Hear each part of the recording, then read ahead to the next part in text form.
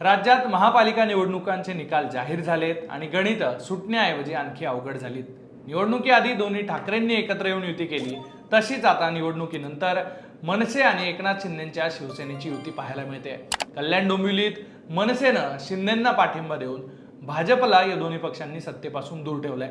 मनसेच्या पाठिंब्यावर कल्याण डोंबिवलीत आता शिंदेंचा शिलेदार महापौर होणार आहे। त्यामुळे या डोंबिवली पॅटर्नची सध्या चांगलीच चर्चा होते।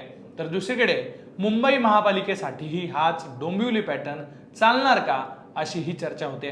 तसे इशारेही दोन्ही पक्षांच्या नेत्यांनी दिलेत। त्यामुळे आता मुंबईत मनसे शिंदे सोबत जाणार का, मनसेच्या माध्यमातून ठाकरे शिंदे एकत्र येऊन भाजपला ते सत्तेसोबत दूर ठेवणार का, गणित कशी जुळू शकतात, हेच या रिपोर्ट मधून जाणून घेऊ। नमस्कार, मी सुधीर काकडे, लोकमत मध्ये तुमचं स्वागत आहे।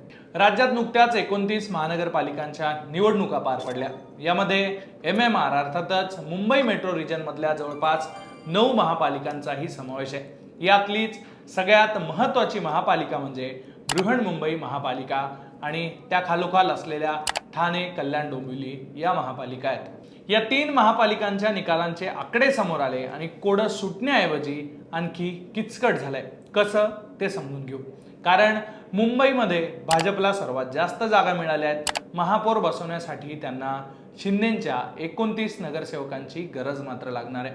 ठाण्यात एकट्या शिंदेंना बहुमत मिळालंय, पण महत्त्वाची पदं दिली नाही तर आम्ही विरोधात बसू, असं भाजप आमदार निरंजन डावखर यांनी स्पष्टपणे म्हटलेलं आहे। तर कल्याण डोंबिवलीत मात्र भाजपला सत्तेपासून दूर ठेवत शिंदेच्या शिवसेनेची आणि मनसेची नवी युती तयार झालेली आहे। त्यानंतर आता चर्चा सुरू झाली आहे ती मुंबईतही मनसे शिंदे एकत्र येण्याची। कल्याण डोंबिवलीत काय घडलंय ते एकदा आधी सविस्तर समजून घेऊ आकड्यांच्या माध्यमातून। कल्याण डोंबिवली महापालिका ही 122 सदस्यांची महापालिका आहे। तिथे बहुमताचा आकडा आहे 62। या निवडणुकीत इथं एकनाथ शिंदेच्या शिवसेनेला मिळाल्या 53 जागा, भाजपला मिळाल्या 50 जागा, तर मनसेला 7 आणि उद्धव ठाकरेंच्या शिवसेनेला 11। पण इथं शिंदेंनी भाजपला दूर करून मनसेच्या 7 नगरसेवकांना, अर्थात यामध्ये 2 इतर सदस्य आहेत ते आता मनसे सोबत आहेत, आणि एकत्र करून हा 53 अधिक 7 असा आकडा 60च्या वर गेलाय। उद्धव ठाकरेंचे 11 नगरसेवक आहेत, पण त्यातले फक्त 7 संपर्कात आहेत। त्यामुळं उरलेले 4 नगरसेवकही शिंदेंना पाठिंबा देतील अशी शक्यता आहे, किंवा ते जर तटस्थ राहिले, ते जर गैरहजर राहिले तर बहुमताचा आकडा कमी होईल आणि शिंदे आणि मनसे बहुमतात येतील आणि त्यांचा तिथे महापौर बसलेला दिसू शकतो। हाच डोंबिवली पॅटर्न आता मुंबईत सुद्धा दिसणार का, BMCच्या महापौर पदासाठी सुद्धा वापरला जाणार का, याबद्दल वेगवेगळ्या शक्यता वर्तवल्या जात आहेत। मुंबई महापालिकेचं गणित नेमकं काय, तिथे सध्या कोण निवडून आलंय, कुणाचे किती नगरसेवक आहेत ते एकदा आकड्यांमधून समजून घेऊ।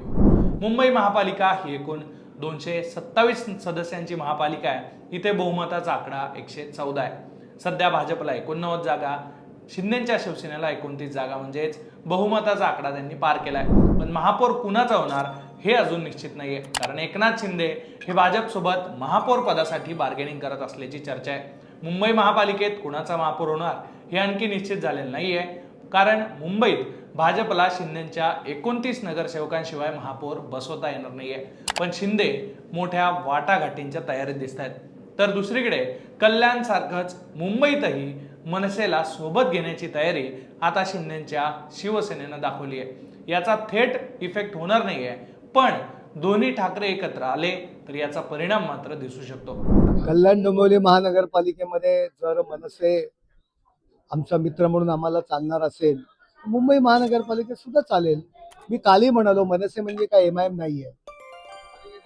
त्याच्यामुळे जवळ नको, लांब नको, शेवटी लोकसभेला ते आमच्या सोबत होते।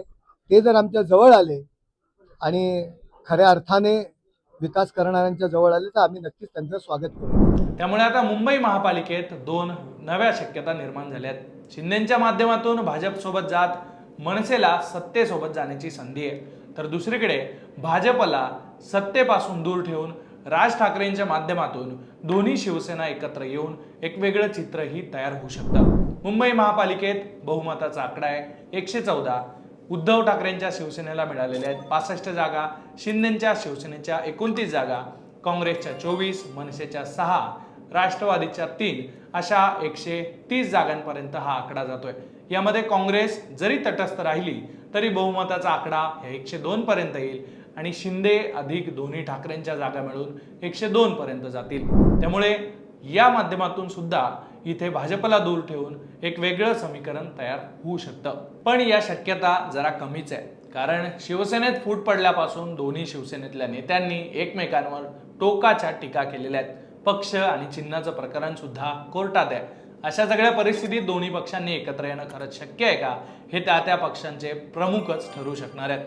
त्यामुळे आता मुंबईत महापौर कुणाचा बसणार याचं उत्तर हे आणखी किचकट झालेलं पाहायला मिळतंय। या दोन्ही शक्यतांबद्दल तुम्हाला नेमकं काय वाटतंय? मनसे शिंदेच्या शिवसेनेसोबत मुंबईत गेली तर त्याचा काय परिणाम होईल याबद्दलच्या तुमच्या प्रतिक्रिया नक्की कळवा आणि अशाच राजकीय घडामोडी जाणून घेण्यासाठी तुम्ही लोकमत पाहत राहा।